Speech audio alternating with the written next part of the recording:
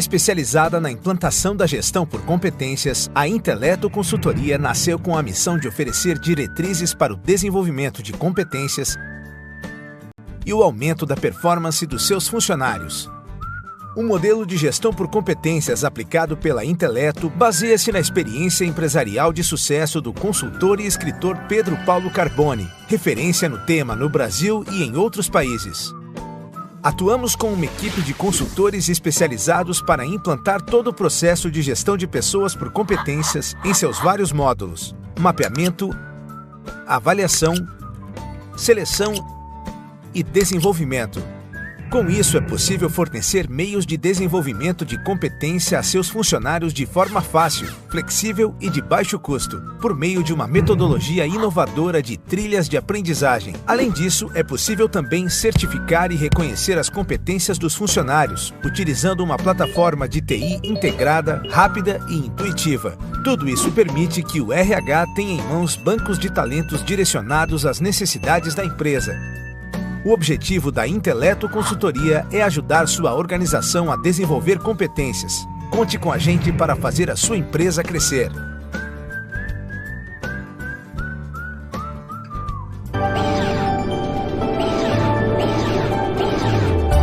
Nós, da Inteleto Consultoria, ajudamos sua organização a construir suas trilhas de aprendizagem por competências em ambiente de software livre. Aprenda a montar trilhas com custo zero de treinamento, incorporando a elas ações de desenvolvimento gratuitas disponíveis na web. Inclua também mecanismos de transferência de conhecimentos entre os funcionários. Veja mais em www.inteleto.com.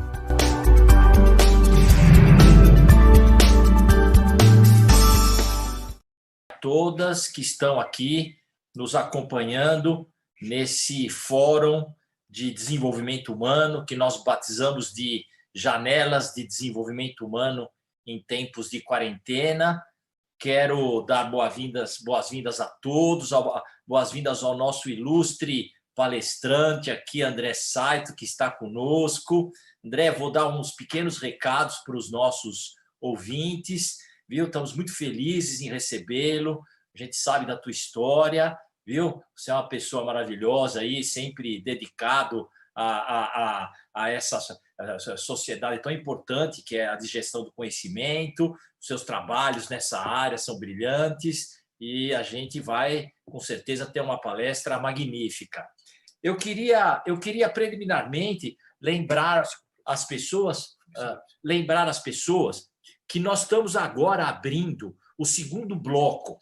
Nós já tivemos 5 palestras do primeiro bloco, que a gente batizou, que seriam os pensadores de uma universidade corporativa de classe mundial, que são todos funcionários egressos do Banco do Brasil, que se dedicaram a vida todinha para a questão da educação, e a gente selecionou alguns, né? Nós tínhamos 2.000 educadores na universidade corporativa, selecionei alguns educadores aposentados, e as palestras, elas estão gravadas e à disposição de todos no nosso site.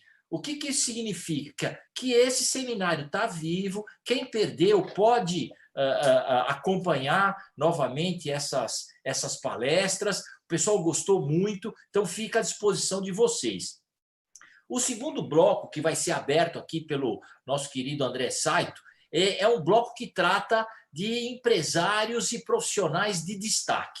Evidente que o André foi convidado porque ele é, de fato, uma personalidade aqui na região, a gente tem grande estima por ele, e ele vai fazer uma palestra maravilhosa. Então, esse bloco são vários empresários, né? A próxima palestra vai ser com a doutora Lídia, que é a presidente do SEIB, que está nos ajudando também nesse evento. Nós temos aí um grande profissional do Sistema S também, que é José Cláudio, que também vai estar conosco. E quero informar para vocês que agora nós vamos receber também duas personalidades que nós estamos acabando de negociar. Eu reputo um professor da GV, que eu reputo com um dos maiores educadores do país, né? Nos contatou querendo participar, e também uma personalidade do Sebrae Nacional, que eu acho a pessoa que mais entende de empreendedorismo no Brasil, também vai estar com a gente e vai dar uma palhinha aí para vocês, contando sobre todo o conhecimento, né, que eles acumularam ao longo da sua vida. Bom, quero também externar os meus sentimentos a todas as famílias que estão com pessoas adoentadas. A gente sabe, né, em função dessa Covid e em função de outras doenças, né, todos os problemas que as pessoas estão sofrendo nas suas casas. Então, coragem para todo mundo, isso vai passar, nós vamos superar, né? Então, um abraço a todos, quero externar os meus pêsames às famílias que perderam entes queridos. Eu também perdi minha mãe com 93 anos de idade, né? Foi uma situação muito difícil, não pude visitá-la no hospital, não pude enterrar a minha mãezinha. Ela não morreu de Covid, mas o problema é que é o mesmo, né? Não há velório, é tudo muito triste, mas minha mãe deixou mensagens gravadas para nós, a gente conseguiu, né? Estamos tentando superar na medida do possível. Então, estamos todos sofrendo juntos e vamos avançar, viu? Porque a humanidade é essa, a humanidade tem que ir para frente, tem que avançar. Bom, o André Saito, ele vai falar sobre competências para um mundo em transformação. Acho que não há nada mais bacana do que uma palestra nessa direção, no momento que a gente vê uma transformação extraordinária do modelo de trabalho, do modelo, né, de relacionamento na sociedade. Então, Saito, a sua palestra é absolutamente pertinente e já é muito querida. Muitas pessoas me ligaram falando que estava uma grande satisfação ouvir você nesse tema. Bom, o André Saito, ele é especialista em gestão do conhecimento.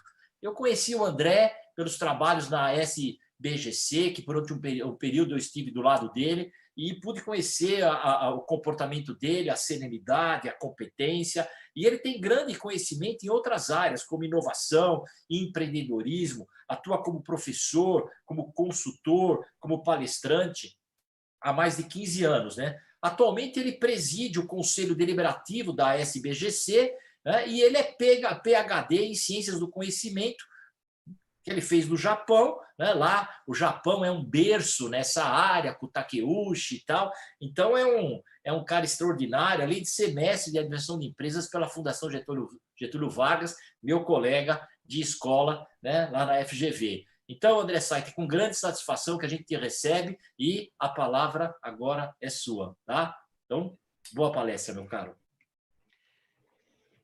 Obrigado, Carbone. Queria agradecer o convite, é um prazer imenso estar aqui nesse evento maravilhoso, que é o Janelas de Desenvolvimento Humano.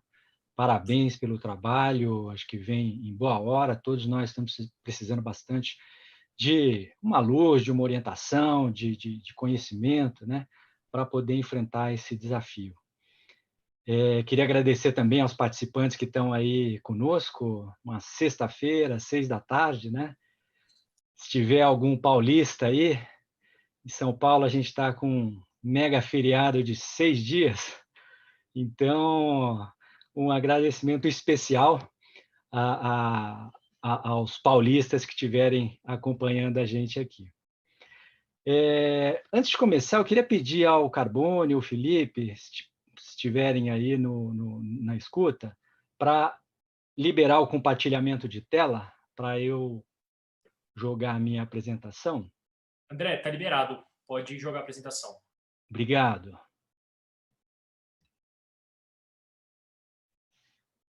Estou colocando a minha apresentação para vocês. O tema da conversa de hoje é competências para um mundo em transformação. A gente está passando por muita mudança, com a Covid-19 ainda mais, né? E a gente está precisando rever as nossas competências, os nossos conhecimentos. A gente está precisando fazer uma atualização no nosso portfólio, né? Então, eu queria compartilhar com vocês a minha visão do que são algumas competências que são bastante necessárias nesse momento incerto e complexo que a gente está vivendo. Para a gente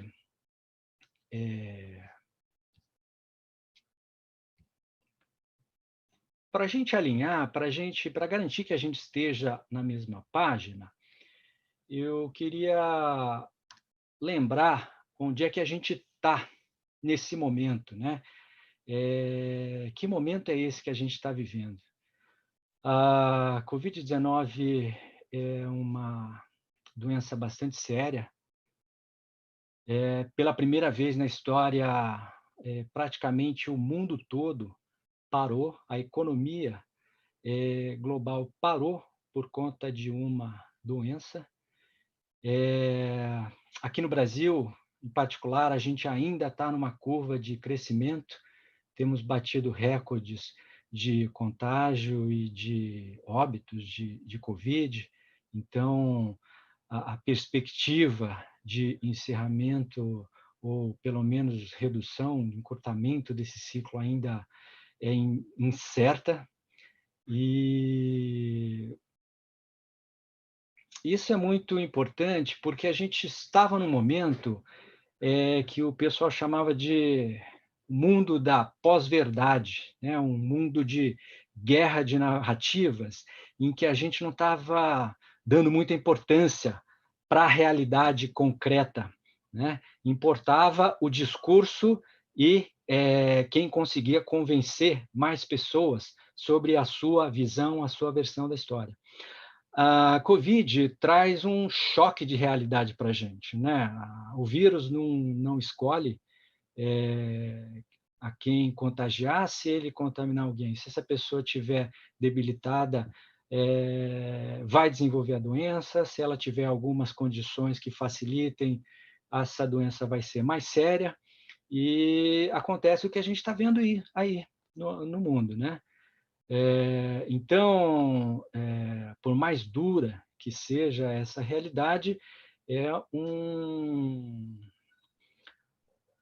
choque para a gente de atenção, de choque de realidade, para a gente prestar atenção, né? Que é importante escutar a ciência, é importante observar os fatos objetivos para a gente poder tomar decisões corretas, baseadas em conhecimento, em experimentos, em ciência, para que a gente saia da melhor forma possível, né? Para onde a gente está indo, né? Eu estou lendo um livro bastante interessante de um investidor chamado Ray Dalio. Ele é gestor de fundos de uma das empresas mais bem-sucedidas dos Estados Unidos. Ele fala uma coisa que me marcou bastante. A estratégia de investimento dele é baseada em conhecimento. E toda vez que ele encontra uma situação nova, quando ele erra no mercado, ele estuda, ele vai atrás de outras experiências que outras pessoas viveram, né? Então, o que ele fala é que quando ele encontra uma situação nova, uma situação que ele não viveu, com quase toda certeza, alguma outra pessoa viveu em algum outro período histórico, em algum outro lugar do mundo. Então, ele vai atrás de outras pessoas, de outros conhecimentos, ele estuda muito a história para estudar como é que essa situação foi trabalhada em uma outra ocasião. Então, a gente já teve muitas epidemias, a gente sabe como, a gente como humanidade, né? Como sociedade, a gente sabe como se comportam as epidemias. E a gente pode observar que existem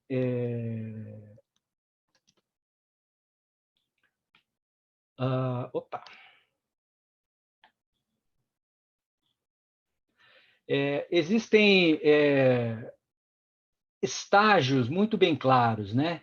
Uma coisa que a gente está vivendo agora é essa crise de saúde, em que você tem um contágio muito acelerado, isso pode sobrecarregar o sistema de saúde e exigir algumas decisões, algumas ações que minimizem o contágio.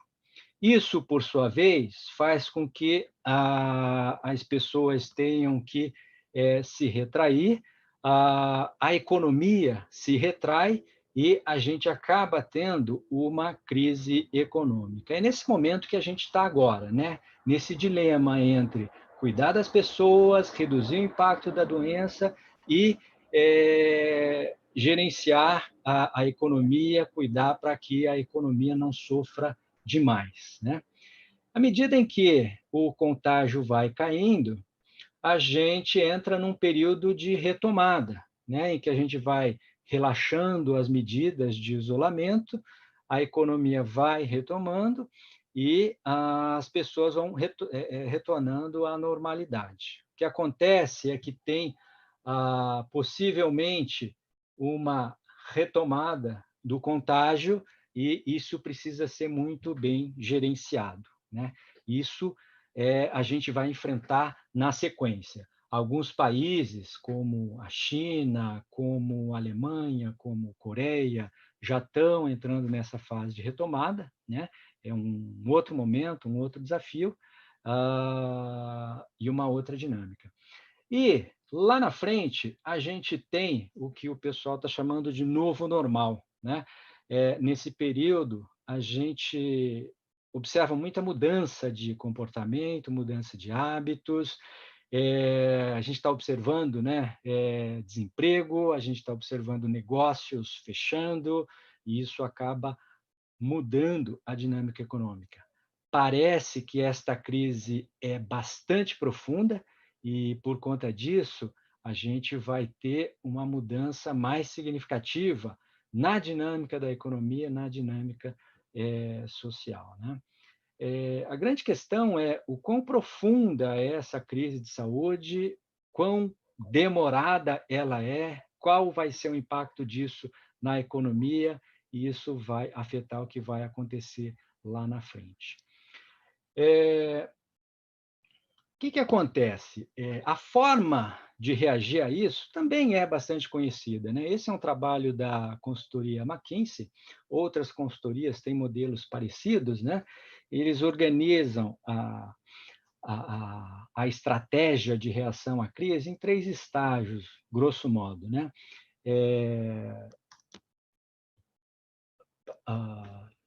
Na primeira etapa, a gente precisa responder à situação. Então, de repente, a gente mudou para o teletrabalho, a gente tem que mudar a forma de atuar e tem que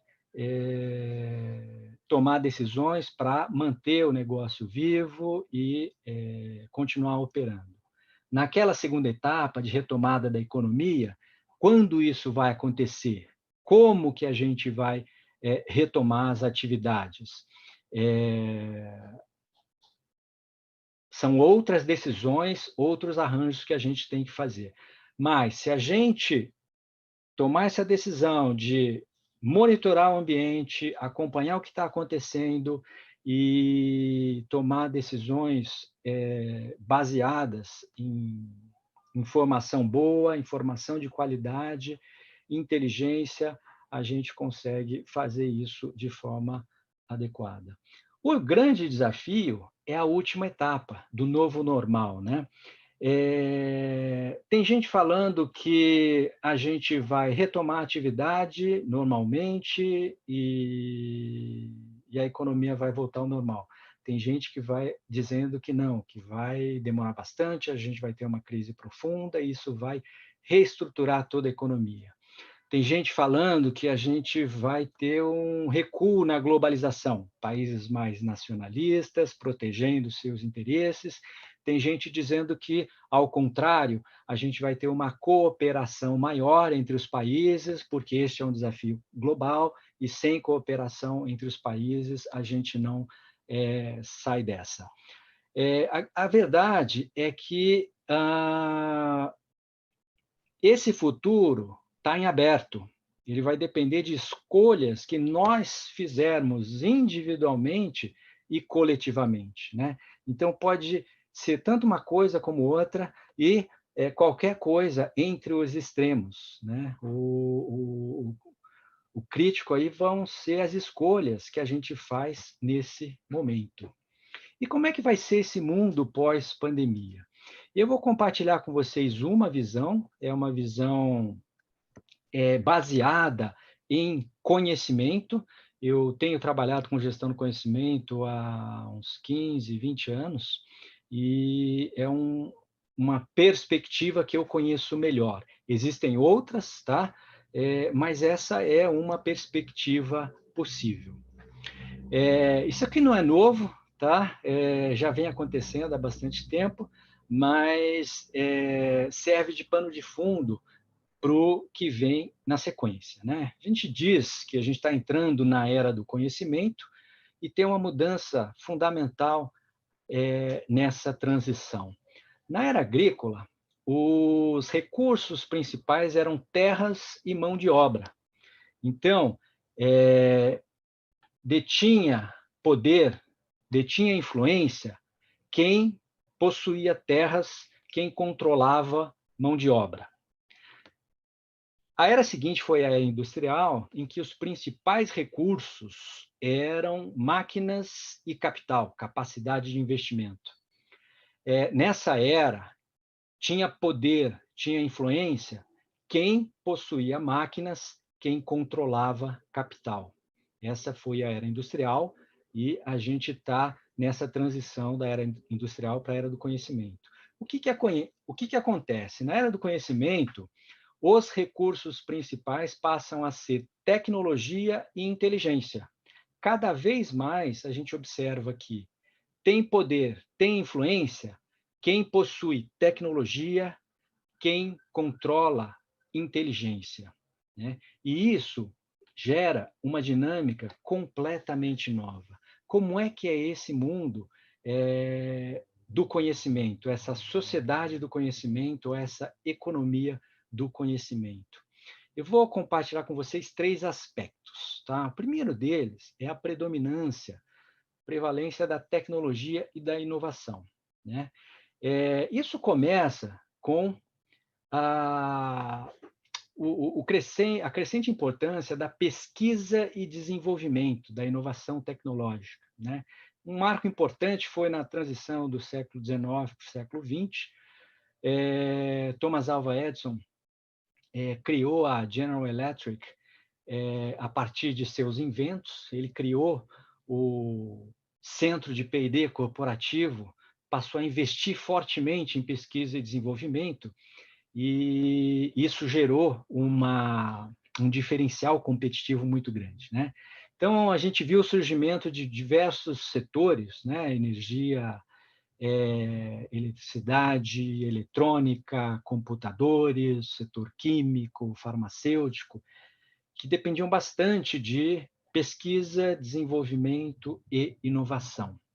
O que aconteceu foi que algumas empresas sistematizaram e institucionalizaram a inovação, colocaram a inovação no coração da empresa e passaram a operar totalmente dedicados à inovação. Então, a partir da década de 60, 70, no século XX, a gente viu o surgimento de empresas de tecnologia, e hoje essas empresas são tão relevantes que, em 10 anos, né, a gente viu uma transição. As mais valiosas empresas no mundo, antes eram empresas de capital, setor de óleo e gás, setor de construção de infraestrutura, bancos e assim por diante. Hoje, boa parte das empresas mais valiosas, mais influentes no mundo são empresas de tecnologia. Então, elas colocaram a inovação no seu coração, criaram à sua volta ecossistemas de startups que abraçam essa dinâmica de inovação, e, com isso, elas aceleraram significativamente esse processo de pesquisa, desenvolvimento e inovação. O que aconteceu? as empresas de outros setores viram como essas empresas ganharam influência, ganharam valor de mercado e começaram a copiar. É o que a gente está chamando de transformação digital. Como é que a gente fica tão ágil como essas empresas de tecnologia? Como é que a gente opera e inova com a mesma competência dessas empresas de tecnologia? Então, hoje a gente está vendo nesse momento, né, que algumas empresas de tecnologia, enquanto tem setores que perderam valor, né, setor de construção, setor de indústria automotiva, setor de petróleo, transporte, são setores que perderam valor nessa crise. Algumas empresas de tecnologia, ao contrário, ganharam valor, ganharam mercado e estão crescendo nesse momento, né?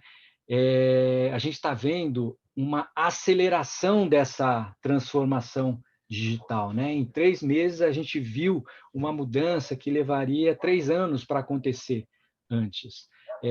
Empresas migraram para o mundo digital muito rápido, usando comércio eletrônico, usando canais digitais para interagir com o seu público, mudando o seu modelo de negócio, criando novas formas de receita para atuar no mundo digital. Então, é uma economia bastante dinâmica, baseada em tecnologia e inovação. Um segundo aspecto dessa economia e sociedade do conhecimento é o crescimento da chamada economia criativa. É um setor da economia em que o principal produto é conhecimento. Então, a gente tem segmentos como, por exemplo, mídia e consumo, né? Publicidade, moda, luxo, gastronomia, né? Cultura e entretenimento, né? Artes, música, livros e por aí vai.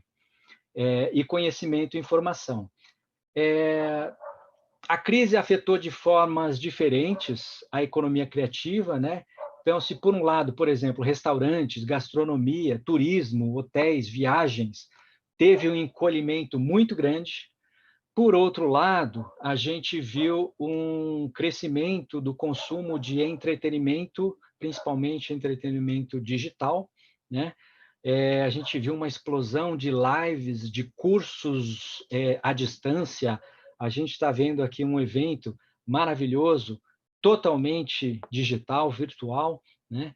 Então, alguns segmentos encolheram, outros cresceram com a pandemia.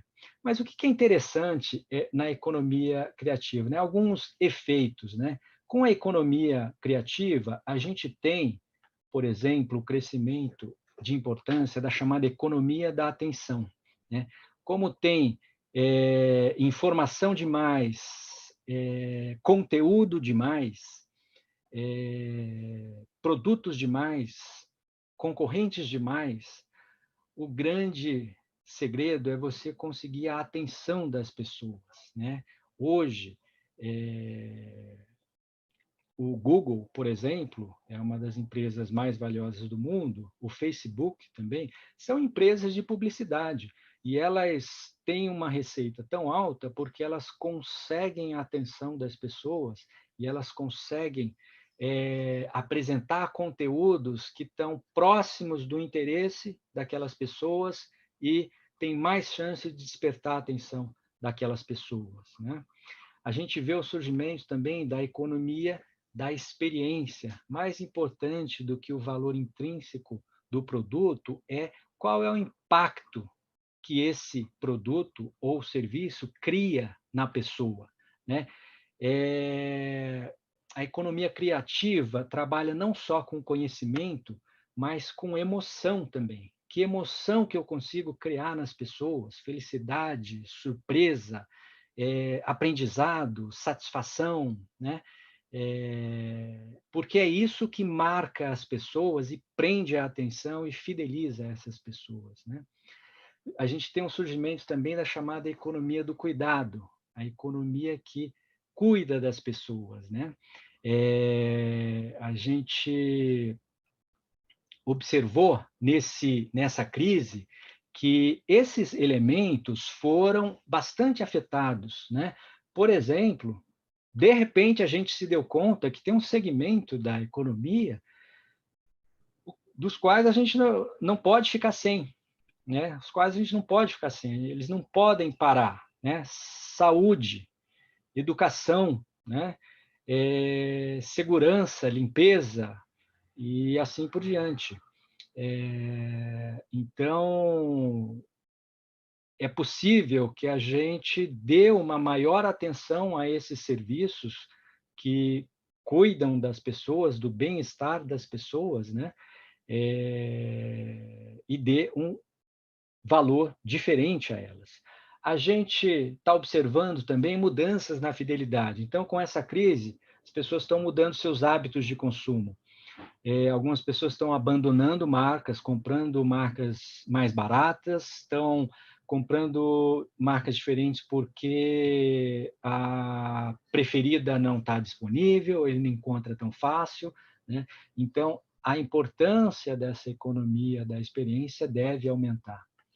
E a economia da atenção, de repente, todo mundo foi para a internet, todo mundo está vendendo online. Então, ficou ainda mais difícil capturar a atenção das pessoas, né? Uma brincadeira que eu li há um tempo atrás foi que quando você vai para o comércio eletrônico, é como se você lançasse uma loja numa rua sem saída, porque se você não fizer nada, ninguém vai lá te visitar, né? E é bem isso mesmo, né? Se você não chamar atenção, se expor no mundo digital, as pessoas não vão te encontrar. E a terceira coisa relacionada com a economia e a sociedade do conhecimento é o chamado trabalho do conhecimento. O trabalho que se baseia principalmente em conhecimento é bastante diferente do trabalho manual, do trabalho braçal, né? Então, 3 características que a gente observa no trabalho do conhecimento. O trabalho do conhecimento, como o trabalhador ele é dono do conhecimento que ele tem mais autonomia, ele tem mais flexibilidade. E a gente está vendo, né, isso hoje, né? O trabalho do conhecimento ele pode ser feito de qualquer lugar, né?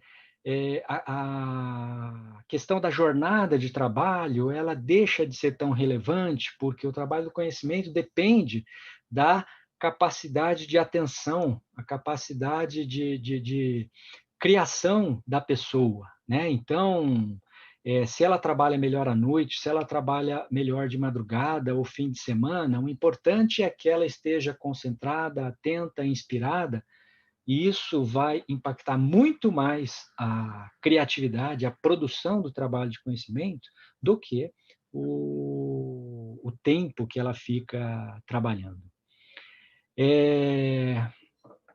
A gente está vendo o surgimento da chamada economia do bico, né? Plataformas de serviços como Uber, como Airbnb, como TaskRabbit, como GetNinjas, em que você entra e se inscreve e consegue serviços, né?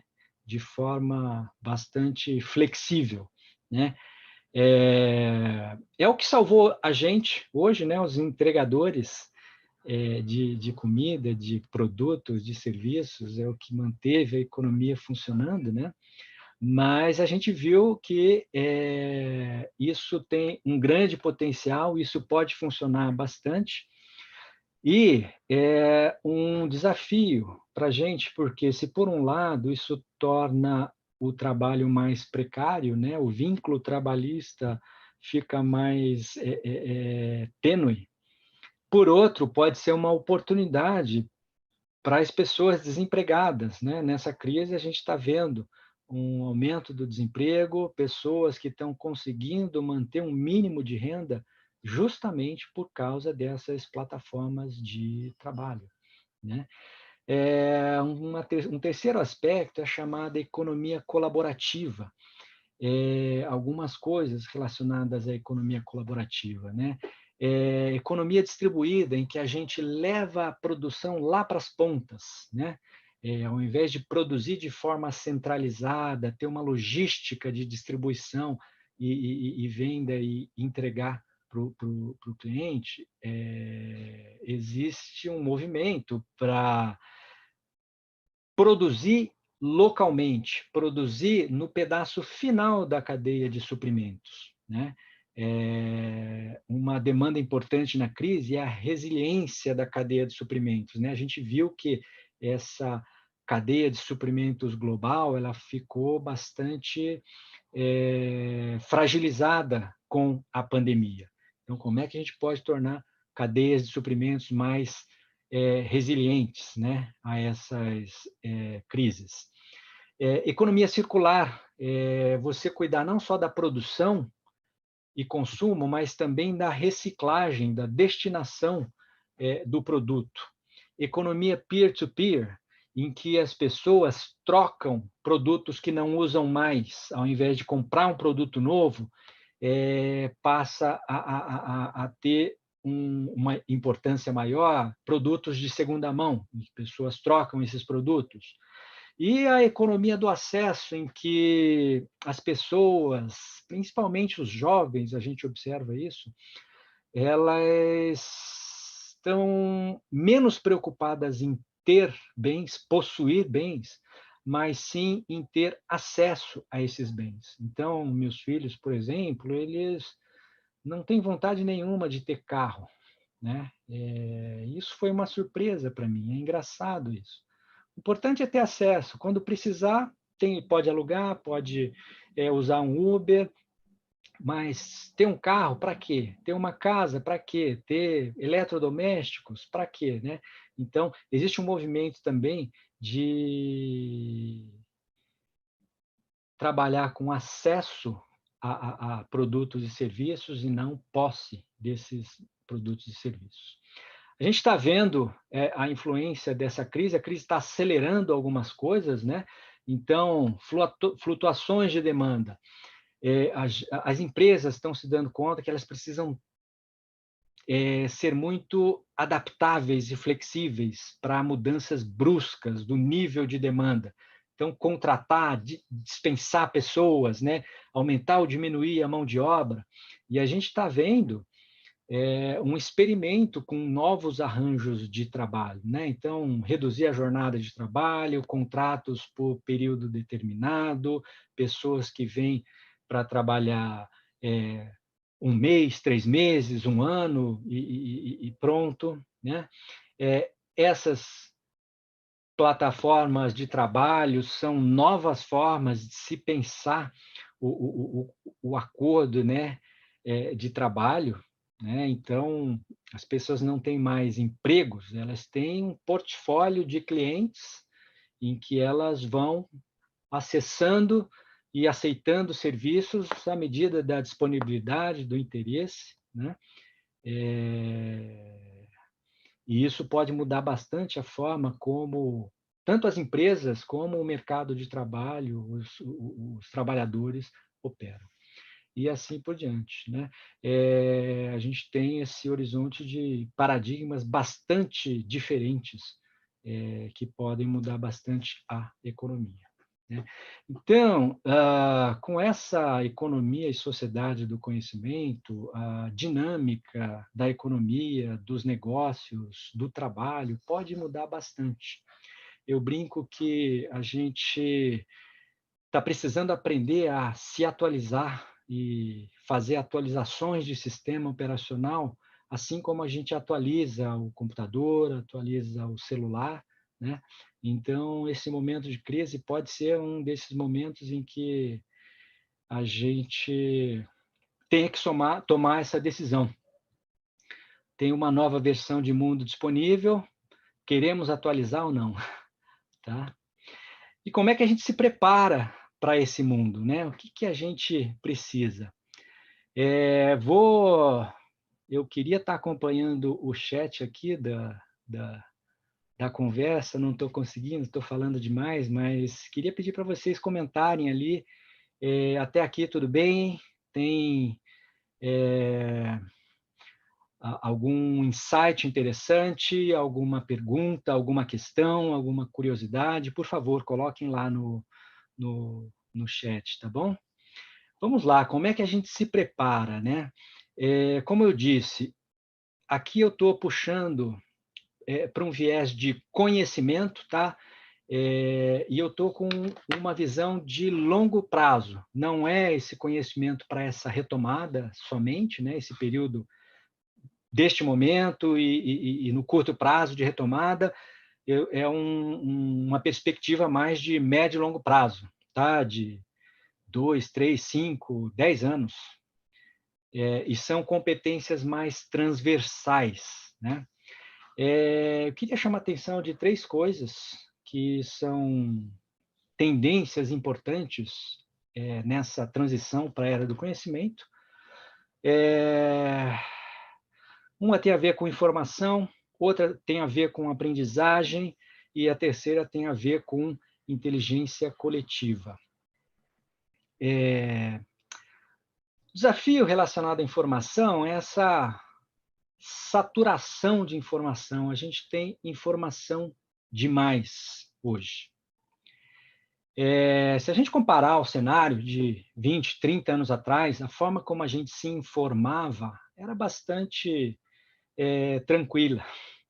Hoje a gente tem meios digitais, a gente tem mídias sociais, a gente tem conteúdo em inúmeros formatos, mais curtos, mais longos, mais ou menos interativos, e a gente precisa navegar esse mundo, né? O Carbone falou bastante disso na palestra dele, não vou me estender, né?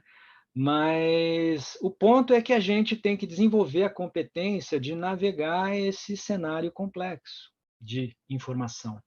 A gente tem que aprender a navegar mídias sociais, navegar vídeo, áudio, navegar mídias interativas, né? E, por exemplo, estou eu sofrendo aqui para tentar interagir com vocês, eu que estou acostumado a dar palestra no mundo tradicional, como é que a gente interage no mundo virtual, né? No presencial, eu estaria vendo vocês e observando se vocês estão acompanhando, se estão com dúvidas, se vocês estão com sono, querendo ir embora. Aqui eu não consigo. Como é que a gente desenvolve essa competência digital, letramento digital, né?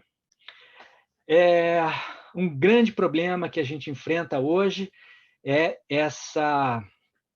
esse mundo da pós-verdade, né? A gente perder um pouco o contato, né? Ou a gente perder um pouco a importância, a qualidade da informação, aquilo que é verdade, aquilo que é fato, né? Então, hoje a gente vê uma avalanche de fake news, a gente vê notícias, anúncios disfarçados de notícia, né? Tem um movimento forte do chamado marketing de conteúdo, em que empresas produzem artigos, parecem artigos, mas ali por trás tem uma publicidade, um marketing do seu produto, da sua solução, né? Então, uma coisa que a gente precisa desenvolver é pensamento crítico. Como é que a gente avalia a qualidade da informação? Como é que a gente avalia o que é bom e o que é ruim? A gente está vendo nessa crise que tem muita informação equivocada e o choque de realidade da crise é que o coronavírus mata. Então, se a gente for na opinião de alguém e essa opinião estiver equivocada, isso pode ter problemas sérios, né? Então, isso é um alerta para a gente voltar a prestar atenção na qualidade da informação, na qualidade técnica, naquilo que é embasado em pesquisa, em ciência, tá bom? O segundo desafio é o consumo de informação por inércia, né? A gente, nessa profusão de conteúdo que a gente vive hoje, a gente vai por inércia ali na timeline do Facebook, no WhatsApp, o pessoal mandando coisa, a gente fica clicando e a gente está consumindo informação por ali. Notícias, vídeos. Será que isso é suficiente, né? Então, hoje, a gente fala de um negócio chamado bolhas cognitivas. A gente acaba vendo coisas dos nossos conhecidos, dos nossos grupos, né? Então, as redes sociais têm algoritmos que apresentam coisas que têm maior propensão, maior chance de atrair a nossa atenção. Coisas que a gente clica, coisas que a gente compartilha. Então, os algoritmos, eles ficam acompanhando a nossa navegação e eles vão aprendendo a repetir, apresentar mais do mesmo, apresentar coisas que a gente gosta, coisas que a gente já sabe. E a gente acaba ficando preso num mundinho conhecido. E isso é um grande problema, porque a informação que a gente consome vira o nosso conhecimento. E o nosso conhecimento acaba virando a matéria-prima para a nossa tomada de decisão, para a nossa criatividade, para a nossa capacidade de inovação. É com esse conhecimento que a gente cria coisa nova, é com esse conhecimento que a gente toma decisão boa. Se esse conhecimento for ruim, a decisão vai ser ruim, a inovação não vai acontecer. E se a informação for ruim, ou se a informação for limitada, esse conhecimento vai ser deficiente. Então, a gente precisa consumir informação com mais consciência, prestar atenção naquilo que a gente está lendo, naquilo que a gente está usando para se informar. Tem uma distinção importante em gestão do conhecimento, e para explorar isso, eu queria perguntar a vocês. Eu tenho aqui um livro e eu tenho o autor desse livro, né? Pergunto a vocês, qual conhecimento é melhor? Conhecimento que está no livro ou conhecimento que está no autor desse livro? Não vai dar para a gente interagir aqui, né? Mas a diferença que existe entre o livro e o autor é o que a gente chama, em gestão do conhecimento, de conhecimento explícito e conhecimento tácito. Conhecimento explícito é esse conhecimento que está estruturado, que está formalizado, que está documentado. Conhecimento tácito é aquele conhecimento interno nosso que a gente usa, mas não tem muita consciência desse conhecimento. A gente sabe que sabe quando precisa, né? Mas muitas vezes a gente tem dificuldade de explicar esse conhecimento. Uma grande diferença em relação ao conhecimento tácito é que o conhecimento tácito ele é adquirido com a experiência, com a vivência direta, né? Uma comparação que eu faço por exemplo, quando você viaja, né? Como é que você garante que você conhece um lugar, né? Então, você viaja para a Europa, para os Estados Unidos, você conheceu Nova York, né? O conhecimento que está no guia de viagem é o conhecimento explícito. O conhecimento que você adquiriu indo para Nova York é o conhecimento tácito, experiência direta. Então, são conhecimentos muito diferentes. E a gente precisa aprender a trabalhar com esses dois conhecimentos. Qual é a armadilha aí? Se você quer conhecer Nova York só lendo guias de viagem, você vai conhecer bem Nova York? Você vai conhecer bem Paris, ou Roma, ou Tóquio, ou Beijing? Essa é a diferença de você achar que sabe só consumindo informação.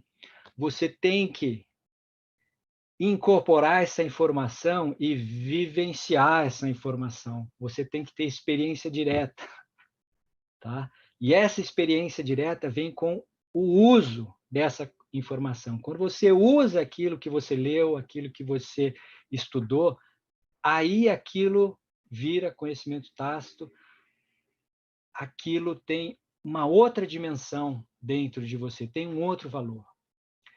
Depois que você visitou muitas vezes Nova York, por exemplo, né, você tem condições de montar um guia para um amigo seu, para um familiar. Ó, quando você for para lá, visita isso, isso, isso. O que você gosta? Você gosta de museu, de cultura? Você gosta de balada, de bares? Você gosta de compras? Do que você gosta?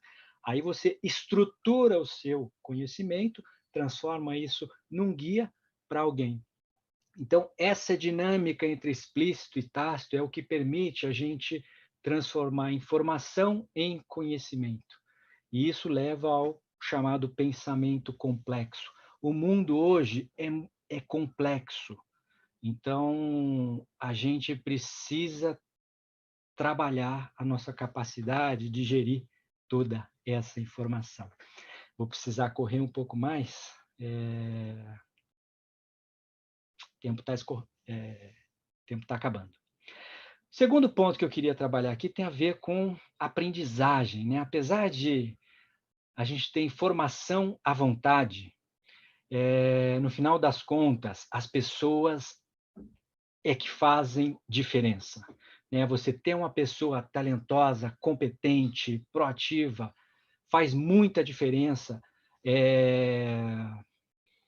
no desempenho da equipe, né? O que a gente precisa trabalhar em relação a isso, né? No mundo tradicional, a visão tradicional é que a gente organizava o trabalho na empresa, a gente organiza o trabalho na empresa em funções, né? E a gente tenta encaixar as pessoas nessas funções. Hoje em dia a gente fala de reskilling, requalificação, né? Que ainda segue um pouco essa visão. A gente precisa requalificar as pessoas para essas funções, né? A gente precisa treinar as pessoas para essas funções. Mas, na realidade, o que acontece é que as pessoas têm um conjunto de competências, de talentos, que é muito maior do que essa função. E nesse mundo mais dinâmico, então, por exemplo, nessa transição para o teletrabalho, muitas empresas perceberam que tem pessoas que têm competências, que conhecem ferramentas, que sabem usar comunicação digital, que sabem colaborar muito bem, enfim. E as empresas estão usando esses talentos, essas competências das pessoas que não estavam na descrição de cargo, que não estava na função dela, né? Então, tanto as empresas precisam aprender a usar todo esse conjunto de competências das pessoas, como nós, profissionais, individualmente, a gente tem que aprender a gerenciar esse nosso portfólio, cuidar do nosso portfólio de competências e buscar aplicações onde mais eu posso usar minhas competências. Manter minhas competências atualizadas, úteis e usar isso. Buscar projetos, buscar funções, buscar oportunidades em que eu possa agregar valor com essas competências. Um conceito que ajuda nisso é um conceito que vem da cultura japonesa chamada Ikigai, tem a ver com sentido da vida, significado, né? E isso aqui foi uma representação feita por uma dupla de pesquisadores franceses, se não me engano, mas que representa bem, né, essa ideia de Ikigai. Então, aqui desse lado, a gente tem o autoconhecimento. Encontrar significado na vida significa você entender, conhecer aquilo que você gosta de fazer. conhecer muito bem aquilo que você faz bem, aquilo em que você é bom, né? Ao mesmo tempo, você precisa conhecer bem o mundo e o que o mundo pede, né? Você precisa conhecer aquilo que o mundo pede, aquilo que ele paga para você fazer, e você precisa identificar também aquilo que o mundo precisa. Não necessariamente o mundo está disposto a pagar para você, trabalho voluntário vai nessa direção, né? O mundo precisa, mas não paga. Então, essa interseção entre quem você é e aquilo que o mundo precisa de você é esse significado de vida. Então, conhecer bem a si mesmo, conhecer bem o mundo e tentar alinhar essas coisas é uma forma de a gente gerenciar o nosso portfólio. Eu vou passar rápido aqui, uma brincadeira. Eu tenho aqui um pesquisador e eu tenho um empreendedor. Esse pesquisador é o Ikujiro Nonaka, autor daquele livro sobre gestão do conhecimento, é um dos papas dessa área de gestão do conhecimento. Ele foi citado como um dos 50 especialistas em gestão mais influentes do mundo pela revista Forbes. E a gente tem o Bill Gates, empreendedor bem-sucedido, que não terminou a graduação. Quem conhece mais sobre gestão? Qual conhecimento é melhor? Pergunto a vocês. Da mesma forma, não tem conhecimento melhor ou pior, eu chamo a atenção aqui para 2 tipos de conhecimento diferentes, né? Para ser breve, né? Grosso modo, isso tem a ver com teoria e prática. É um conhecimento voltado para entender as coisas, explicar as coisas, e um conhecimento voltado a fazer coisas, tá?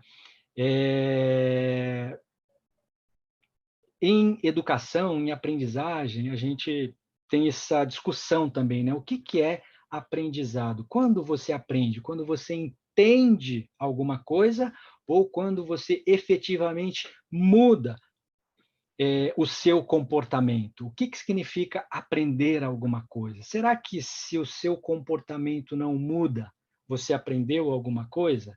Então, as 2 coisas se complementam. Entendimento é necessário, mudança de comportamento é necessária também.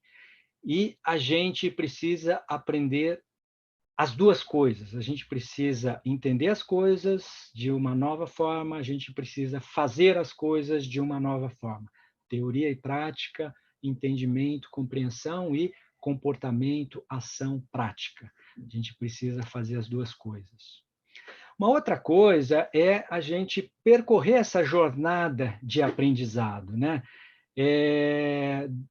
Do momento em que você entra numa disciplina nova, numa área nova, você não sabe muita coisa, você desempenha mal, né? Até o momento em que você vira especialista e as pessoas te procuram para pedir a sua opinião, tem um caminho muito longo, né? Então, a gente precisa reconhecer que, quando eu entro num assunto novo, eu vou tropeçar muito, né? Eu tenho que aceitar que aprender significa ter uma queda no desempenho. É natural que, ao aprender alguma coisa, eu desempenhe de forma menos satisfatória com a qual, em relação à qual eu estava acostumado, né? Quando eu aprendo alguma coisa, eu preciso me dar conta que fazer de forma que seja bom o suficiente não é o fim do caminho, né? Tem gente que para de aprender aí, faz algo bem, de forma satisfatória, e para ali. A gente precisa continuar prestando atenção, né? Colhendo feedback sobre o nosso desempenho, né? E melhorando, refinando a chamada prática reflexiva, né? Feedback, ajuste, refinamento, muda um pouquinho, ajusta. A gente precisa continuar fazendo isso para continuar melhorando.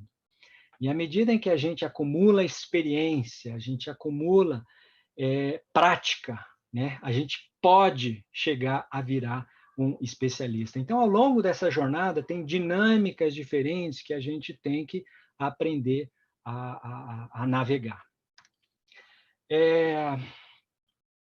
Uma coisa bastante importante hoje é a gente experimentar ou praticar um modo de operação bastante diferente daquele com o qual a gente está acostumado. É o modo de experimentação. A gente está muito acostumado com o modo de execução.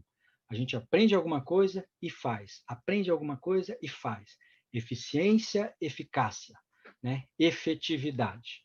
Esse é o modo de execução. Aprender a fazer direito e fazer bem. Nesse mundo dinâmico, a gente está precisando exercitar um modo que eu estou chamando de experimentação. A gente precisa experimentar coisas, mesmo sem saber, sem entender, sem conhecer. É uma dinâmica de começar fazendo alguma coisa, colher feedback, ver se funciona e ir melhorando no meio do caminho. Então, não esperar aprender tudo sobre um assunto para começar a fazer, e entender tudo sobre um assunto para começar a fazer, mas começa fazendo. E isso é uma jornada de aprendizado, não somente de execução, né? É um modo de operação mais voltado para o aprendizado e para o desenvolvimento do que execução e entrega. Então, isso é alguma coisa que a gente vai precisar incorporar no nosso dia a dia, tá bom?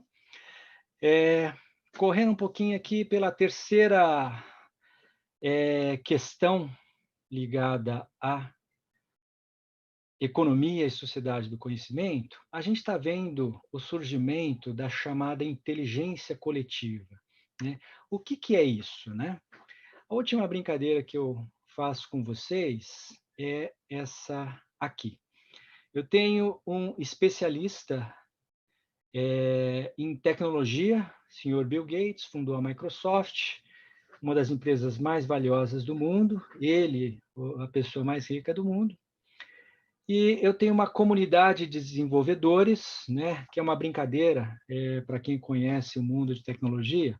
O Linux foi desenvolvido segundo modelo de software livre, de código aberto, compartilhado livremente entre desenvolvedores, né? Então, a gente tem Microsoft de um lado, que tem um modelo proprietário, fechado, com foco em especialista, e a gente tem um Linux, que é um modelo aberto, baseado em colaboração, cooperação em grandes grupos. Qual funciona melhor, né? Não tem melhor. O que a gente chama a atenção aqui é que a gente tem duas dinâmicas. Uma voltada ao conhecimento individual, a estrutura organizacional, os processos de trabalho dão uma ênfase ao conhecimento individual, e uma outra dinâmica que enfatiza a colaboração, enfatiza o compartilhamento, enfatiza essa troca constante e intensa entre as pessoas, né? O que a gente está vendo é um crescimento de importância e relevância desses modos colaborativos de funcionamento, né? Então, o Wikipedia, por exemplo, é um processo de criação de conteúdo de forma aberta, de forma coletiva. Como é que a gente faz isso, né? Então, isso é um negócio que a gente precisa aprender a fazer, desenvolver e adquirir como competência. Para fazer isso, a gente tem que melhorar a nossa capacidade de comunicação, nossa capacidade de conversa, nossa capacidade de escuta, né? Isso aqui é um modelo de um pesquisador chamado Otto Scharmer. Ele tem uma teoria chamada teoria U, e ele fala de 4 níveis de escuta, né? Uma escuta egocêntrica em que eu estou preso àquilo que eu sei, eu falo aquilo que eu sei, eu converso com as pessoas com um ponto de referência que é aquilo que eu sei. Quando a pessoa está falando, eu não estou escutando essa pessoa, eu estou pensando naquilo que eu vou falar em resposta a ela, né? E quando ela terminar de falar, eu vou repetir aquilo que eu quero falar, eu vou repetir o meu ponto de vista, né? Tem um nível um pouquinho melhor, que é uma escuta objetiva, em que eu consigo me libertar um pouco e eu consigo observar fatos. Então, eu observo fatos, eu consigo conversar de forma mais objetiva. Então, se tem alguma coisa que a pessoa disse que contradiz o que eu penso, mas aquilo é um fato objetivo, aquilo faz sentido, eu posso mudar a minha opinião, né? Aqui tem um pouquinho de abertura. Nesse terceiro nível, eu me coloco no lugar do outro, né? A escuta empática. Mas esse colocar-se no lugar do outro não é colocar-se no lugar do outro com a minha perspectiva, o meu modo de pensar. É colocar-se no lugar do outro tentando seguir o ponto de vista dele, tentando entender o que aquela pessoa sente, o que aquela pessoa quer, né? E isso faz com que a gente entenda muito melhor o que está por trás da posição daquela pessoa e como é que a gente pode chegar num entendimento comum. O nível mais complexo de escuta é quando eu consigo transcender o eu e o outro e enxergar de uma perspectiva que inclui o eu e o outro, né? É o que ele chama de escuta generativa e é o tipo de conversa que costuma surgir quando você tem grupos fazendo brainstorming, grupos trabalhando em processos de inovação. É nesse nível de escuta que eles estão operando. É nesse nível de conversa que eles estão operando. Quando a gente consegue chegar ali, o grupo consegue criar coisas muito mais ricas, muito mais complexas. A gente precisa aprender a operar em redes, em comunidades, a gente precisa aprender a se conectar com outras pessoas, conhecer gente nova, construir relações com essas pessoas. A gente precisa aprender a fazer parte de redes, de comunidades, contribuir para essas redes, comunidades, grupos, e não só se beneficiar do que eles têm a oferecer. E, para fechar essa conversa, essas coisas, elas... Aqui é uma afirmação mais filosófica, e eu peço desculpas a vocês, porque essa terceira perna da economia e sociedade do conhecimento é onde eu tenho mais a aprender, né? Mas eu tenho a impressão que a gente só consegue avançar nisso quando a gente consegue expandir a nossa percepção das coisas, o nosso entendimento das coisas. É um lugar comum falar que o todo é mais valioso, mais relevante do que as partes, mas é um pouco isso mesmo, né? Quando a gente consegue perceber que o conjunto consegue criar muito mais, consegue responder à crise de forma muito mais ágil, mais efetiva do que cada um isoladamente. Quando a gente percebe isso, quando eu falo enxergar, é enxergar mesmo, não é entender. Isso aqui tem a ver com aquela experiência direta. Não é algo que eu li e entendi, é algo que eu percebo, que eu observo, né? Quando eu enxergo isso, eu consigo fazer todo aquele resto lá relacionado com inteligência coletiva, colaboração, compartilhamento. Tá bom, gente? Então, são 3 dimensões da economia e sociedade do conhecimento que envolvem uma série de competências que são transversais, mas eu acredito que serão cada vez mais necessárias nesse mundo complexo, incerto, dinâmico que a gente está vivendo. Tá bom, gente? Obrigado pela atenção. Peço desculpas pela correria no conteúdo e vou tentar olhar aqui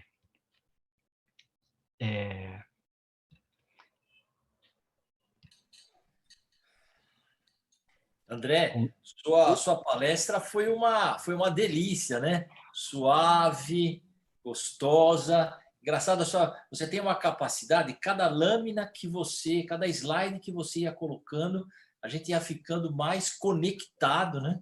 E aí ia gostando mais, né? Impressionante como você faz a evolução da sua fala, gerando fidelização. Muito bacana. Você está de parabéns, sua palestra foi maravilhosa. E quando você tem uma palestra densa como essa, e muito didática, e explicando muito bem os conceitos, o pessoal demora um pouco para fazer questionamentos, porque o pessoal tem que parar para refletir. Então, muito denso, né? Muito denso. Você está com o celular aí olhando o chat? Eu estou dando uma olhada aqui agora. Tô dando... Isso. O Danilo Prata faz uma pergunta para você aqui, né? Se você quiser conversar com ele sobre ela, você quer que eu coloque a pergunta dele? Se você puder colocar, agradeço. Eu não achei a pergunta ainda. Então tá, pode ficar tranquilo que eu vou olhando aqui. Enquanto isso, o pessoal fica à vontade para refletir, fazer os questionamentos que o palestrante vai responder. O Danilo Prata, ele pergunta, considerando a essência da escuta como um processo cognitivo do eu, qual seria um exercício para o desenvolvimento da habilidade mediacional eu-outro na sociedade do conhecimento? Esse Danilo faz uma pergunta aqui profunda, viu? Profunda. Bem profunda. Mas vamos ver. Difícil responder, mas vamos lá. Vamos lá. Como é que a gente trabalha, desenvolve essa escuta, né? Eu fiz um curso recentemente de facilitação e eu fiquei impressionado como é possível desenvolver isso, sim. Então, eu vou dar alguns exemplos aqui. Tá? Um exemplo que a gente... uma prática que a gente fez nesse curso de facilitação foi uma prática de observação. Então, os facilitadores trouxeram um vaso com uma planta e circularam esse vaso entre as pessoas, tá? E cada um observava o vaso e dizia alguma coisa que observa na planta. Eu observo que as folhas estão verdes. Eu percebo que ela está bem viçosa. Eu percebo a cor da flor e assim por diante, né? Então, isso vai rodando entre as pessoas e elas vão compartilhando as suas observações. O que me chamou a atenção é como as pessoas observam as coisas de formas diferentes. E se a gente prestar atenção no que as pessoas estão observando, aquilo é muito maior do que a sua própria observação. O insight que acontecia para mim com frequência era, puxa, é verdade, eu não tinha percebido, eu não tinha reparado nisso, né? Então, com exercícios desse tipo, a gente começa a se dar conta, e, de novo, é percepção, não é entendimento. Você se dá conta que as pessoas enxergam o mundo de forma diferente e que a visão delas podem trazer perspectivas, podem trazer insights para você que você nunca veria se você não ouvisse essas pessoas, tá? Exercícios de facilitação. Você está facilitando uma conversa, né? Então, a gente faz a facilitação e, dentro da facilitação, a gente tem momentos de discussão sobre o processo de facilitação. Algo importante que a gente exercita é o quanto aquilo que eu observei é uma projeção minha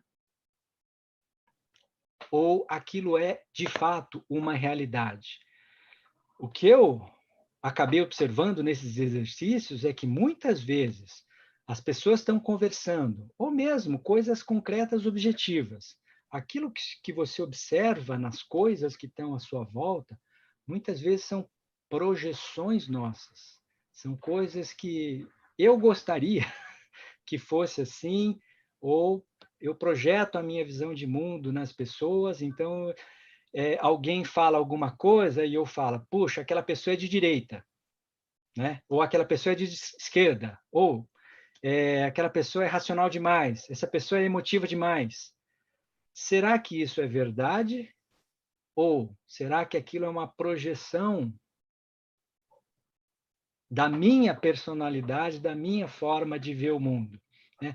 Então, esses exercícios, essas técnicas vão chamando a atenção da gente do quanto a gente é limitado e do quanto a gente projeta no mundo coisas que a gente pensa, valores nossos.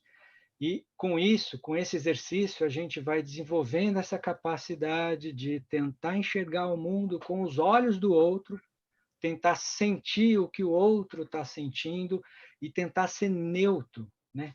Ouvir, sentir, observar de fato o que a pessoa está manifestando e não o que eu estou querendo ou achando que ela está colocando.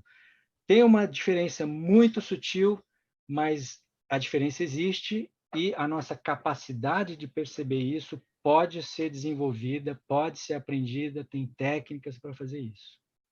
Obrigado pela pergunta. André, Sim. Eu tenho visto aqui uma série de elogios a você aqui, dizendo que a palestra foi maravilhosa, agradece a tua fala, agradece a oportunidade de te ouvir. As pessoas Obrigado. gostaram. O Gabriel Almeida, um rapaz que eu conheço, um menino inteligente, ele faz uma pergunta que é um pouco provocativa, né? Que eu sei, é uma pergunta difícil de responder, mas a gente só faz para esse tipo de pergunta para gente inteligente. Então, falo, doutor André, boa noite. Na sua percepção, como será o período pós-Covid-19? Como será o período pós-Covid-19?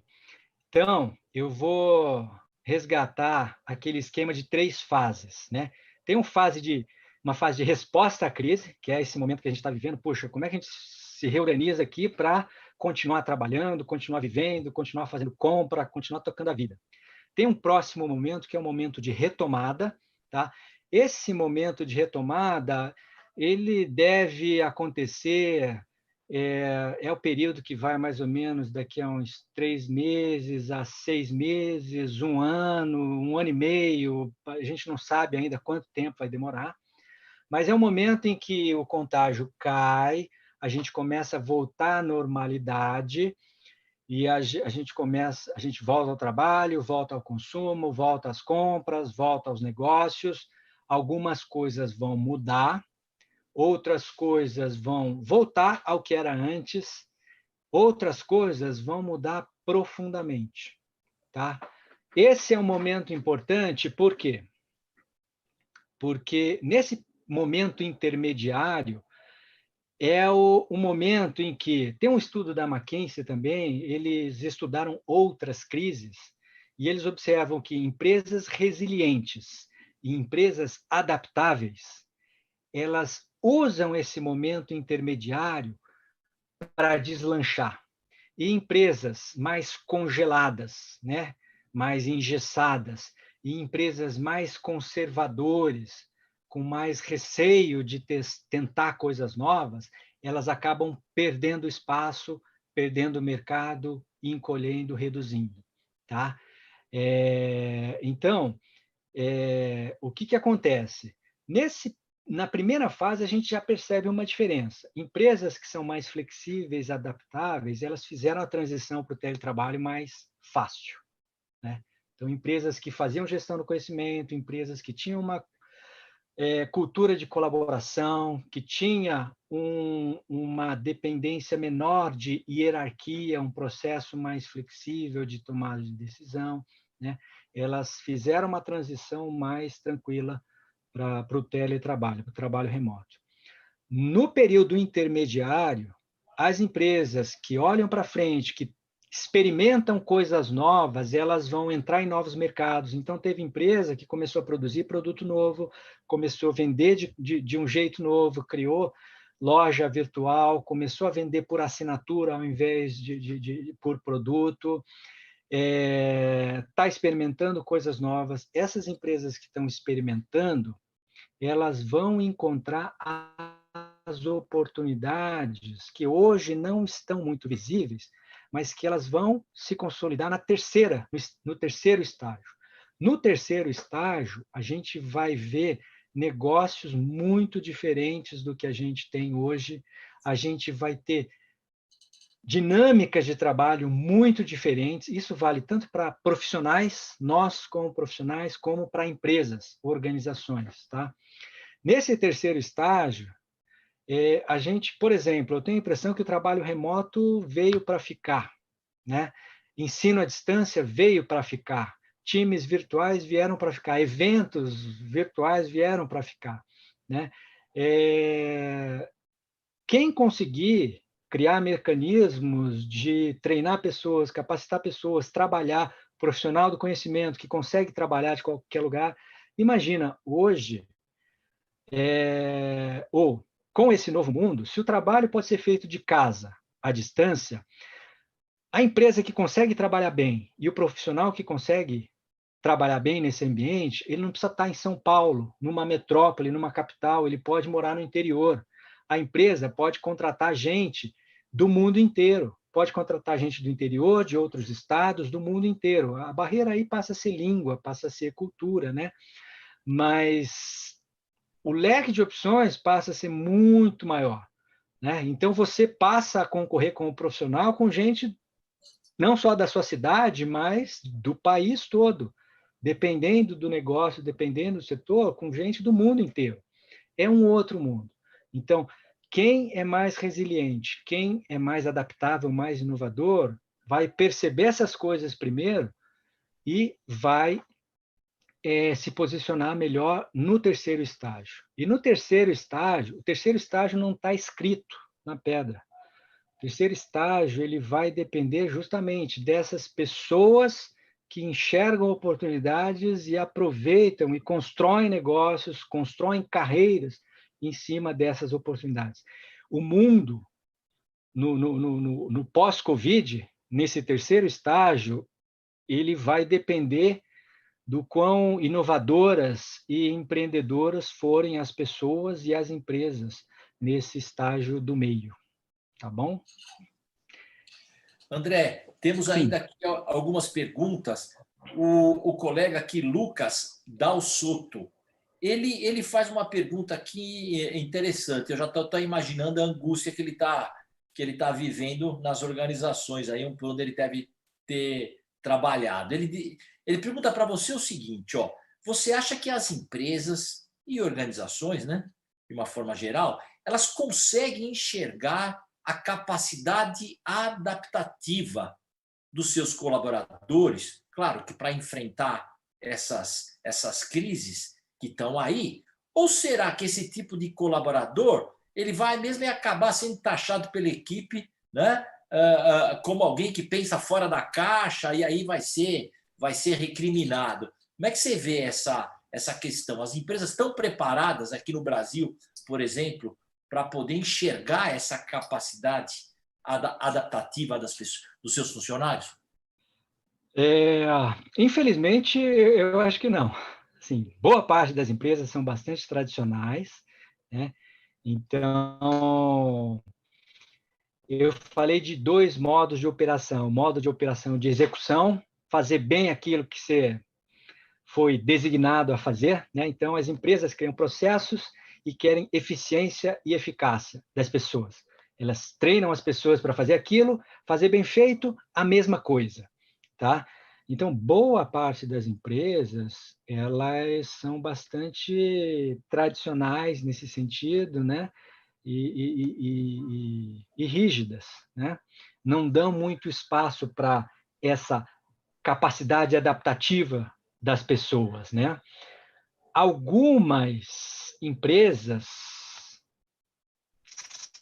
são mais abertas e buscam pessoas que têm essa capacidade adaptativa. Por quê? Porque os seus executivos, os seus gestores percebem a importância da empresa ser adaptativa. Se a empresa não tiver capacidade adaptativa, ela vai perder espaço, ela vai perder relevância, né? Esse mundo está mudando muito rápido, né? As coisas estão mudando muito rapidamente. Então, alguns gestores enxergam isso e procuram criar organizações, procuram criar equipes, desenvolver equipes que têm essa capacidade de se adaptar, de experimentar coisa nova, de empreender, de inovar.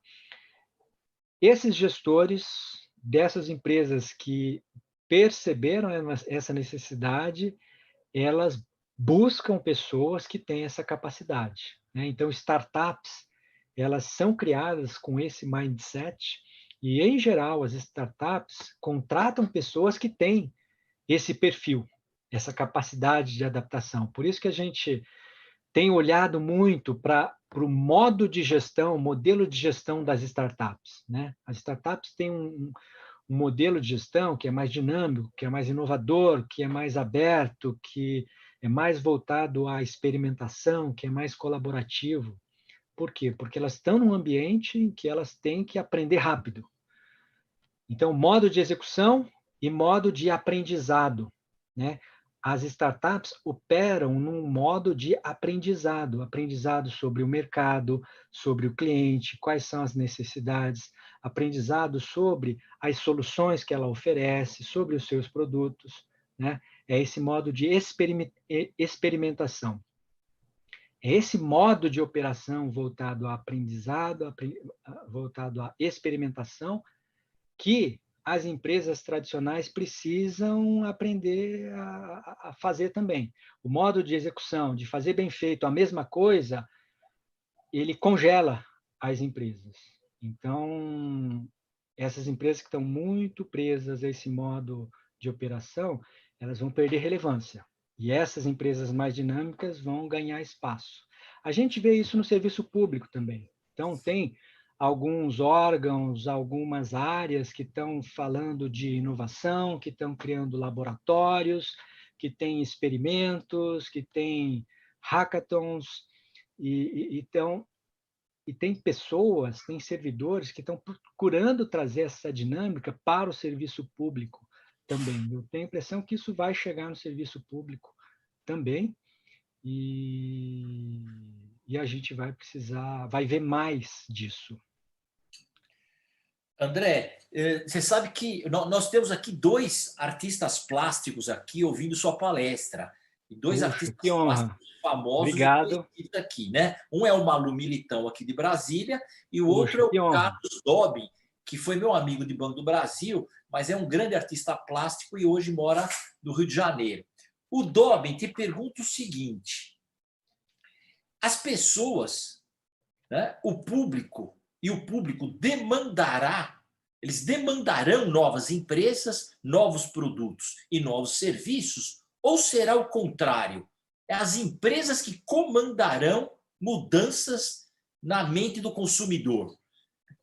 Como é que você acha que a coisa vai rolar aí? Então, eu acho que não é nenhum nem outro. É uma dinâmica. É uma dinâmica que a gente chama de dinâmica emergente, né? Um passo do cliente que começa a pedir alguma coisa diferente, ele tem uma inquietação lá que ele quer alguma coisa mais sustentável, ele quer alguma coisa mais simples. Por exemplo, a gente está vendo as pessoas consumirem produtos mais naturais, mais produtos naturais do que industrializados. Então, tem um movimento do consumidor que pede alguma coisa. O empreendedor atento, que está observando movimentos no mercado, tendências, necessidades latentes. Isso não aparece em pesquisa de mercado.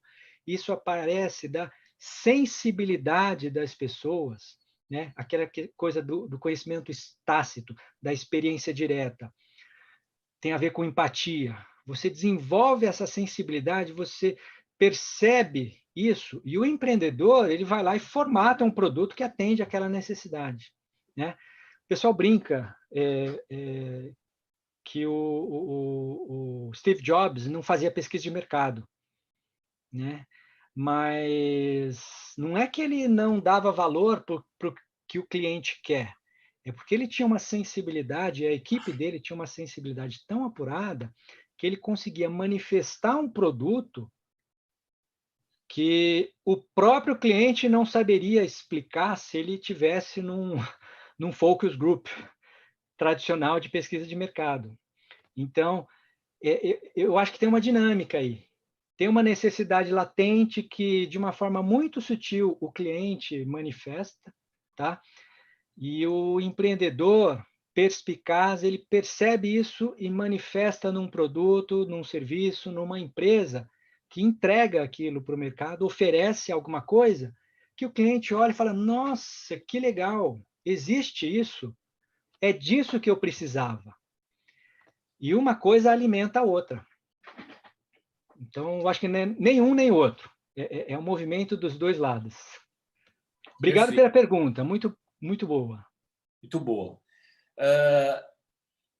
Eu tenho aqui mais uma pergunta interessante também, que é o seguinte, né? Quem está fazendo essa pergunta é o Raul Azevedo, ele trabalha no Ministério da Economia, conheço, meu amigo, um cabeça esse cara, e ele está perguntando o seguinte, né? Um ponto aparentemente positivo dessa situação que estamos passando é que uma demanda no Serviço Público Federal, né, que é o teletreinamento, o teletrabalho, que isso está servindo de laboratório, né?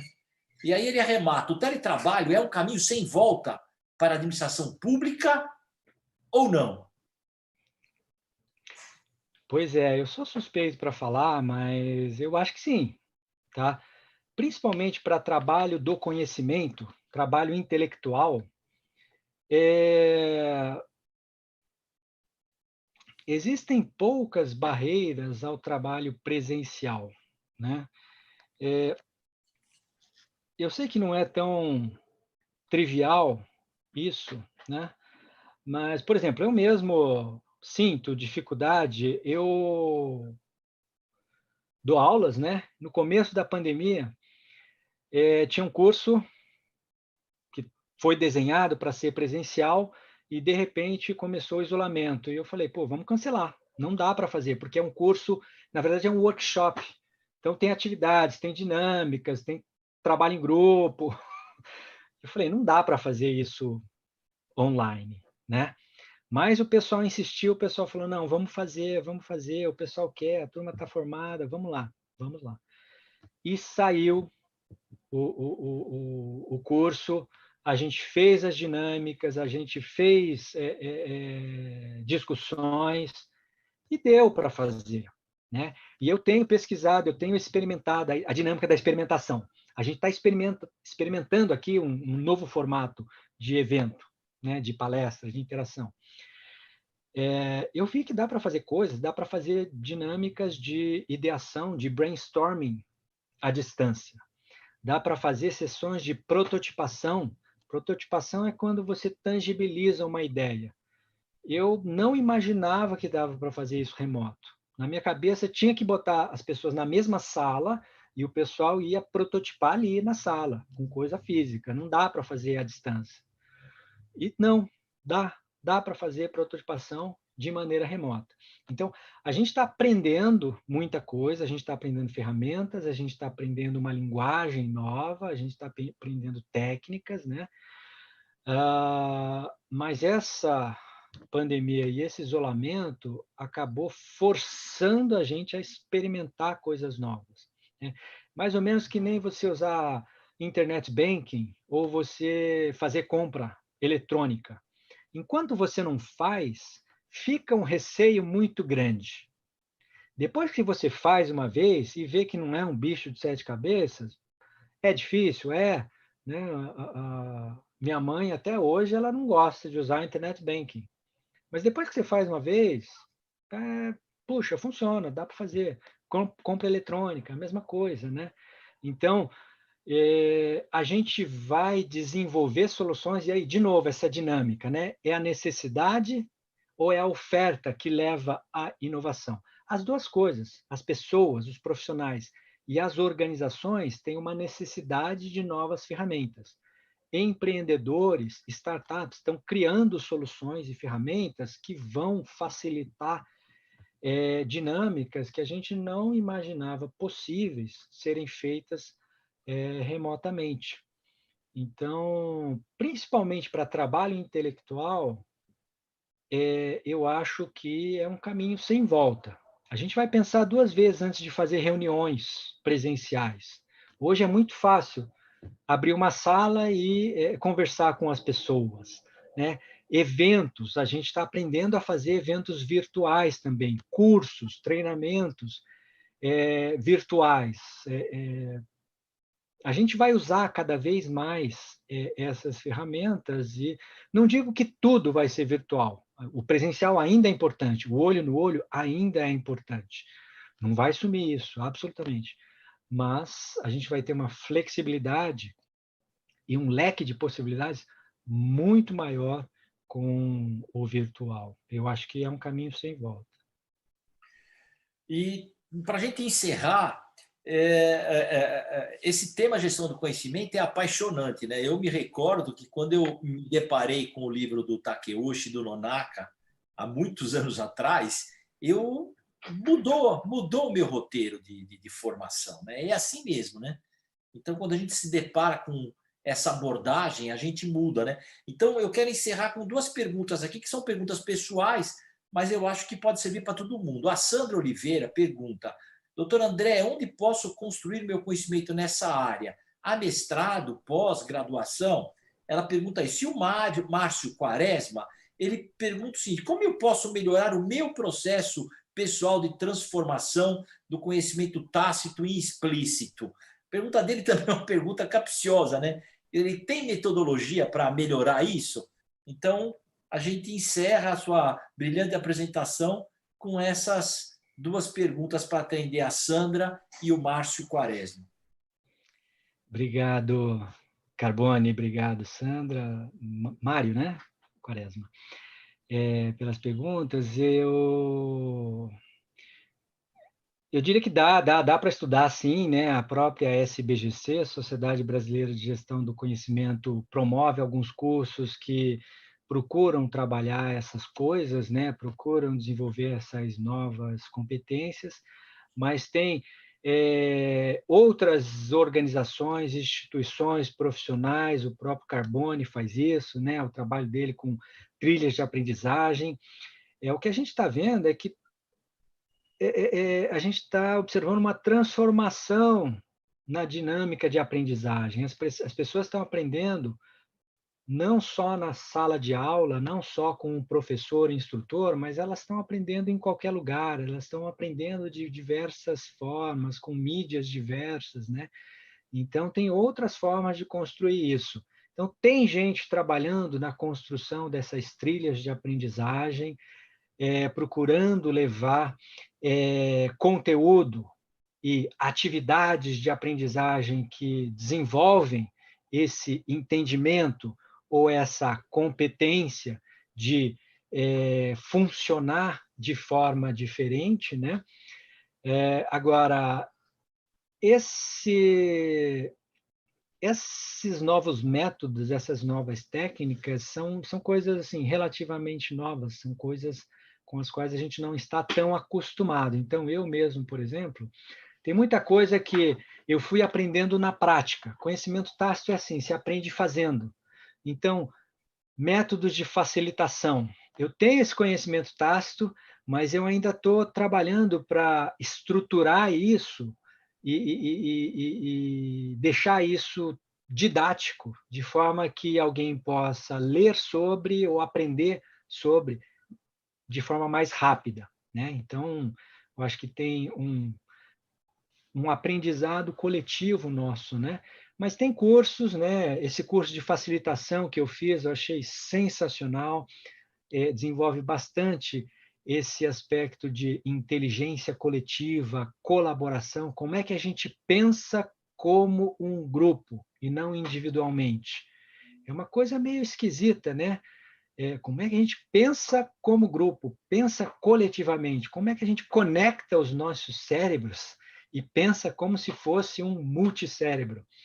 É uma competência nova. Então, eu digo, a gente tem que atualizar o nosso sistema operacional, a gente tem que instalar novos aplicativos, novas competências. A demanda está aí e está surgindo gente, está surgindo empresas que oferecem formas de a gente aprender isso. A gente vai ver essa evolução aí nos próximos tempos. Obrigado pela pergunta, obrigado, Carbone, pela oportunidade.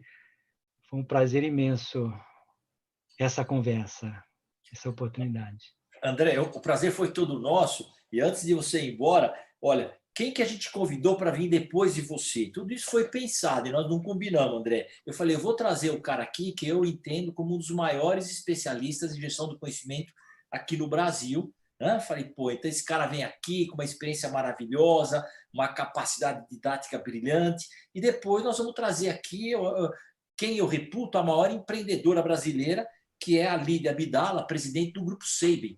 Ela é uma fazedora mesmo, construiu uma empresa gigante, começou aqui em Brasília, e ela vem aqui contar o depoimento dela para fazer a analogia que você mesmo fez aí entre o pensamento e a ação, e os dois, né? Os dois se complementam, né? E depois nós vamos buscar um doutorando lá na Universidade de Bordeaux, na França, que é um brasileiro chamado Gino Terentin, trabalhou na Caixa Econômica, cara, é uma sumidade, né? E foi lá fazer um doutorado na área de inovação. Então, esse é o nosso percurso. A gente convida você a ficar com a gente aqui. Nós vamos ter mais 30 palestrantes nesse evento, e a ideia é a gente criar essa comunidade, né? Uma comunidade perene, e onde a gente possa debater e fazer uma reflexão nesse momento de quarentena. Então, te agradeço muito, viu? A sua dedicação. Viu? Foi Obrigado pelo convite. Sua apresentação foi uma graça, viu? Então, uma bênção para nós que estamos aqui isolados em casa. Então, deixa aqui. Obrigado e parabéns pelo evento, Carbone. Muito bom. Legal. Então, um grande abraço, viu? E um grande abraço a todos e a todas. E não esqueçam, em dia 26 de maio, estaremos aqui com a Lídia Abdala, presidente do Grupo Sabin. Um abraço a todos, viu? E bom fim de semana. Um abraço.